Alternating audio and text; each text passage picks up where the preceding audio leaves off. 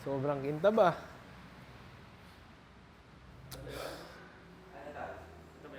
Ganda.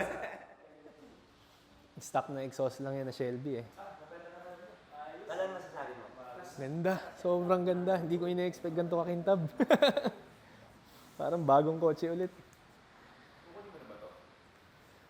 Tama, hindi natin kinulayan muna, no? May ilalabas pa palang ganda to. Grabe, no?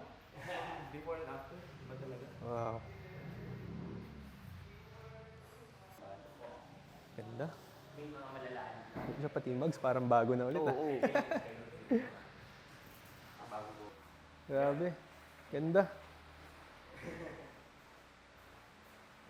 Ang layo dun sa pagdating dito. Ano po tayo? Ganda. Ayos? Sobrang okay.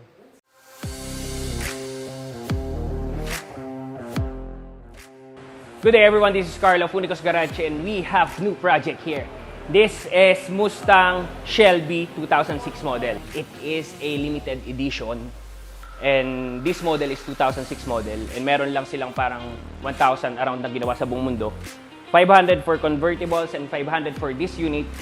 This unit is for parang pang 462 numbers niya. At the same time, magpe-paint tayo ng mags. Dahil kung mapapansin natin, meron na siyang mga tama. Gawin natin dito sa unit na to is for paint correction. Ang una talagang usap namin ng kliyente namin, ng tropa, is for restoration na yung paint. Kasi definitely, hindi naman talaga matatanggal na sa paint correction yung gantong unit, yung sobra na. Pakita ko sa inyo. Makinis dyan, bro. Sige. Pag nilapit niya yan sa camera at natutukan ng mga ilaw namin, like this one, nakikita nyo talaga yung mga imperfection ng paint niya. And yan, yung trabaho na gagawin natin sa kanya.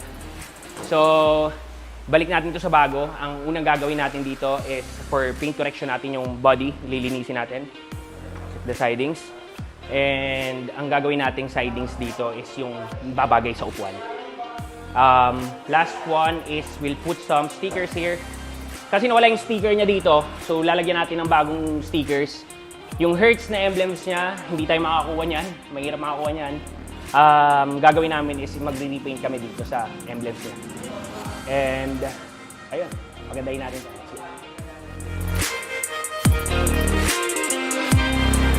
Update sa ating Mustang.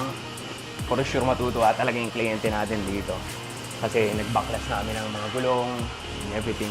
Eto, dito tayo sa paint. Helen, anong ginagawa niyo dyan ngayon? Pariwa ka muna ito. So, check natin ngayon yung mags ng Mustang. Ah, nandiyan na ba? Yes, bina-primer na siya. Sige ba?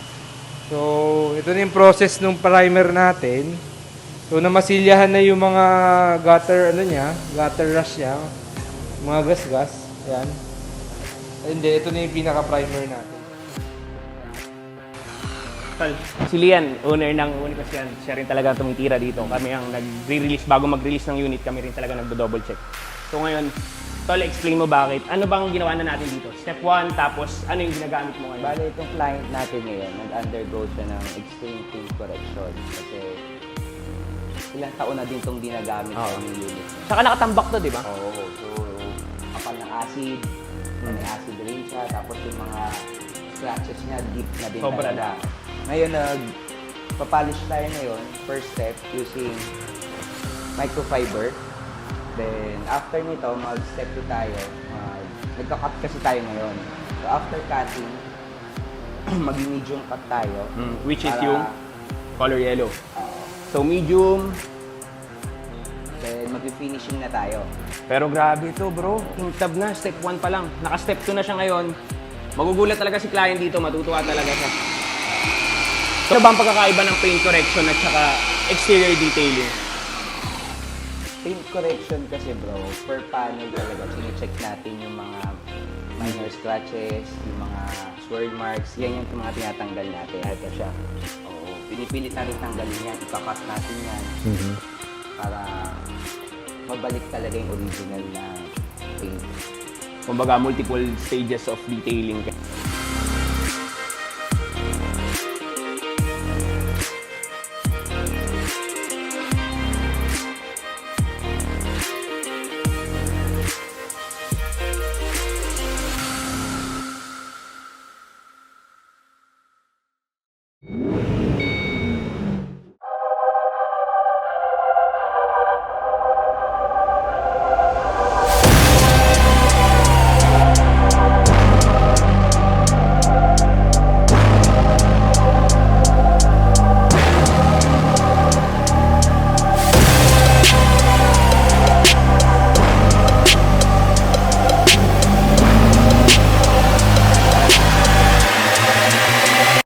I get